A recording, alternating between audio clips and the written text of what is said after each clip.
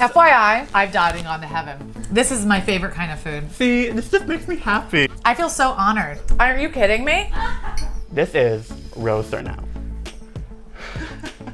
I just happened to be lying down. Yeah, you know, just popped up. She was always there, you guys. Nothing gross was happening. We promise. Well, I was a magazine writer and a stand-up comedian in New York for a long time. Yeah. And I wrote a lot of very funny personal essays, kind of David Sedaris type. Oh. And I got my master's in fine art at USC. Whoa, fancy. I know, and I didn't even have to pay like $5 million in illegal donations or anything. Wow. I just had to pay the regular horrific $100,000. Like a real American, not someone who just gets it like by their parents. That's Right, great. right. And then since graduating, I wrote on a couple of shows for True TV.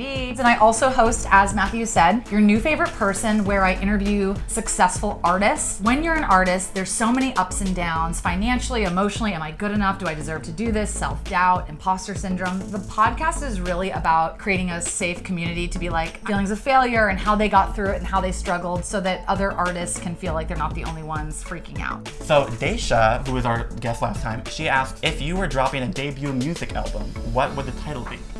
I don't know if you guys are familiar with Britney's Work Bitch. Yes. It would be that aesthetic. Yeah.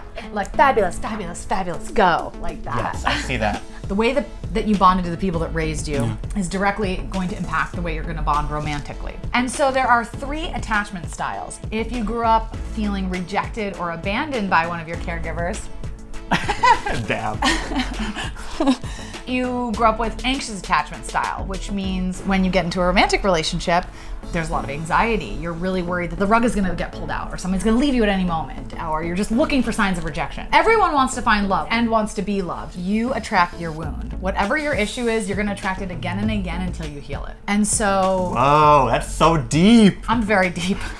One thing my mom did awesome is that whatever she was eating, I was eating. If my mom was eating squid, pasta, I was eating it. If she was eating grilled octopus, I was eating it. So I was exposed at a very young age to all kinds of foods. My mom also has an expansive palate. She's very cultured, so I was lucky in that way. I think I was lucky because ever since I was little, I loved salad, I loved vegetables. So I would have loved this whole meal as a kid. This would have just hit the spot. Nice. I have babysat kids where it's like, just give them pasta with butter and then like a frozen chicken nugget. And a lot of people, frankly, also dumb down their own palates. And then that will prevent their kid from being able to experience more things as they're growing up and then become too picky, and that's, I think, leads to other problems. Well, I also say that like there's such a thing as like straight guy diet, which is just like burritos and chicken fingers, and that's like so immature, and like just mature your palate. So right here we have a fennel and arugula and orange salad. There's also some Parmesan in there, and the dressing has olive oil, orange juice, lemon juice, salt, and some Dijon mustard. Looks Gorgeous. I have to say, this is exactly what I like. It smells really fresh. My palate, I'm Jewish, so I grew up eating a lot of stuff steeped in vinegar. So sauerkraut, pickles, citrus vinegar, really like umami sour. That's what I like. Anything that's kind of bright and like refreshing me, acidic is great. Lemon, lime, like really clean. Amazing. So this is gonna be a great dinner for you. So here we have ceviche, and it is a Seabass and shrimp ceviche. Ooh, yum. It has lime juice, orange juice, heirloom tomatoes, red onion, a little bit of habanero, cilantro, and then avocado if you want that as well, and then corn chips.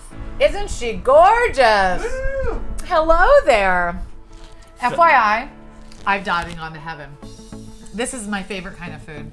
I feel so honored. See, this just makes me happy. I'm so happy. I feel like eating delicious food and drinking wine and talking to friends is like truly the point. It's the point of life. It literally is. Food, friends, travel, wine, that's life. Add dogs and I'm in. Yes. So how is the ceviche? Is it tasting good? I love it. 10 out of 10. This is so delicious. Wow, yum. So I heard you're a fan of lemon bars. Ooh, this is my shit. So here, why don't you pick your favorite? This one looks absolutely stunning. Perfect. Well, that was the DinnerView. You guys, Rose has been incredible. She has podcasts, videos out. I'm gonna put links in all the things below. Not that I feel like your big sister, but like, you know, I'm older and whatever, and like, it's just really exciting to see you grow, and you're so young and you're doing so much, and I believe in you 1000%, and you're making your dreams happen, so I'm really proud of you. Hey, give me a hug. Oh. Well, thank you so much. Bye, everybody. Woo.